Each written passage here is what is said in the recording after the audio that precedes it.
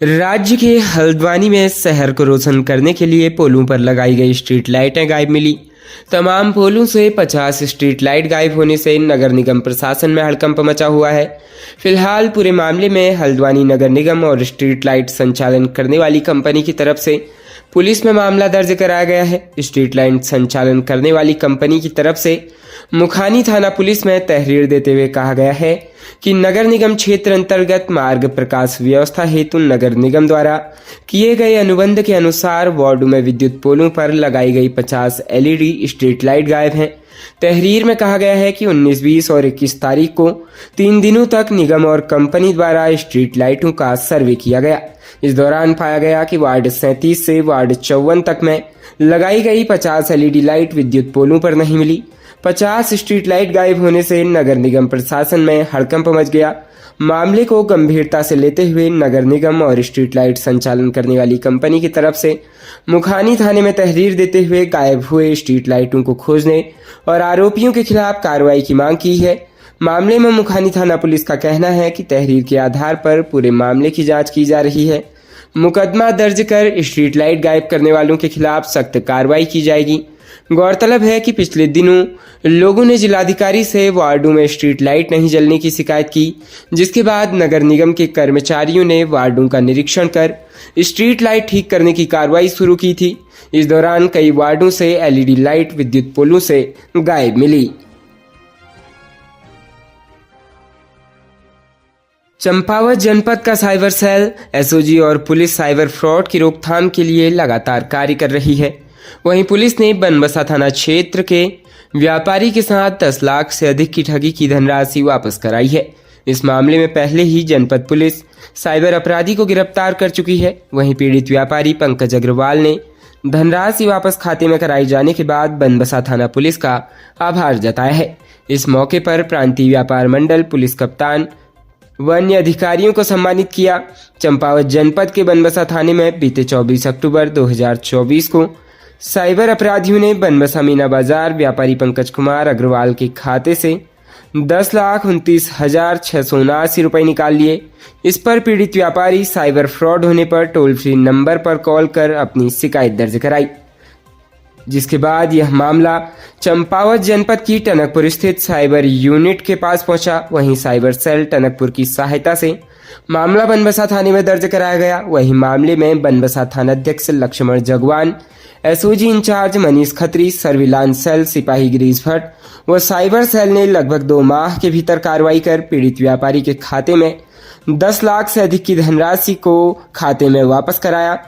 वहीं एसपी अजय गणपति का पीड़ित व्यापारी ने रुपए वापस कराने पर आभार व्यक्त किया है। उत्तर प्रदेश के प्रयागराज महाकुंभ 2025 में उत्तराखंड का अपना पवेलियन होगा।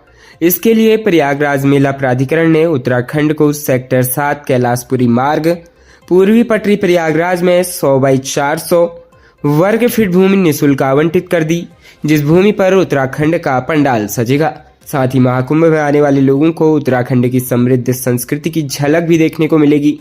प्रयागराज में भूमि आवंटन के लिए सीएम धामी ने यूपी के सीएम योगी आदित्यनाथ का आभार जताया। प्रयाग महाकुंभ 2025 की तैयारियां जोरों शोरों पर चल रही है, तो दूसरी ओर उत्तराखंड में भी मेलार्थियों को सुविधाएं उपलब्ध कराने संबंधित कार्य शुरू हो गया है। दरअसल सीएम पुष्कर सिंह धामी ने महाकुंभ मेले में उत्तराखंड के पंडाल के लिए अलग से भूमि आवंटन का अनुरोध यूपी सरकार से किया था। लिहाजा सीएम धामी के अनुरोध पर यह भूमि आवंटित कर दी गई है, जहां पर उत्तराखंड सरकार मेलार्थियों के लिए सभी जरूरी सुविधाओं की व्यवस्था करेगी।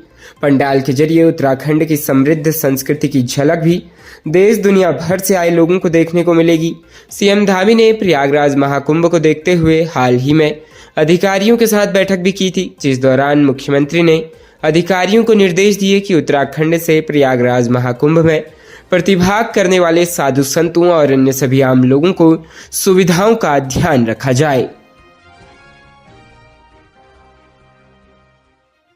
राज्य उत्तराखंड की धामी सरकार अपने कई महत्वपूर्ण फैसलों और बदलावों को नए वर्ष में मूर्त रूप देने जा रही है।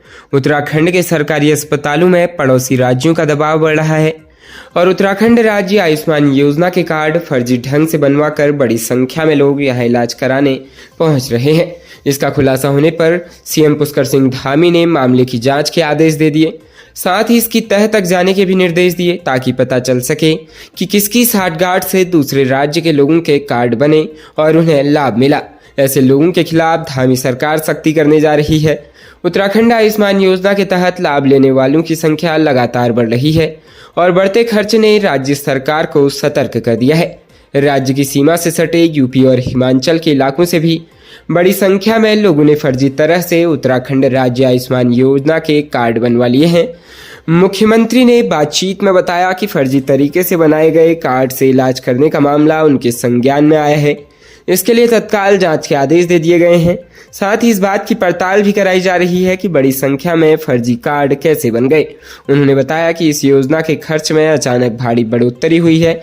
इस योजना का खर्च 1100 करोड़ पहुंचने का अनुमान है, जबकि योजना में शुरुआती खर्चा काफी कम था। कार्ड धारकों की संख्या में भी भारी इजाफा हुआ है, जिसके बाद योजना की समीक्षा में ये तथ्य सामने आए हैं। फर्जी कार्ड बनाने में जो लोग दोषी पाए जाएंगे उनके खिलाफ सख्त कार्रवाई की जाएगी। राज्य उत्तराखंड के सीमांत जनपद पिथौरागढ़ में बाल विवाह को लेकर पुलिस और सामाजिक संस्थाओं द्वारा लगातार जन जागरूकता अभियान चलाया जा रहा है। इसके बावजूद भी बाल विवाह की घटनाएं सामने आ रही है।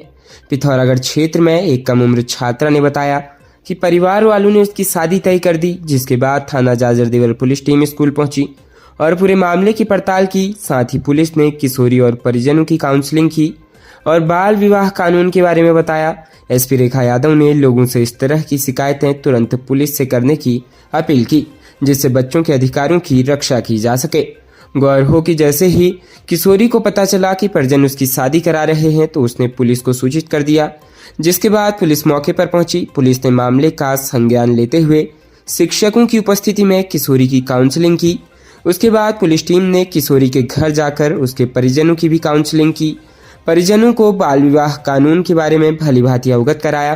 परिजनों ने यह स्वीकार किया कि उन्हें कानून की जानकारी नहीं थी और उन्होंने आश्वासन दिया कि वे अपनी बेटी की शादी 18 वर्ष पूर्ण होने के बाद कराएंगे।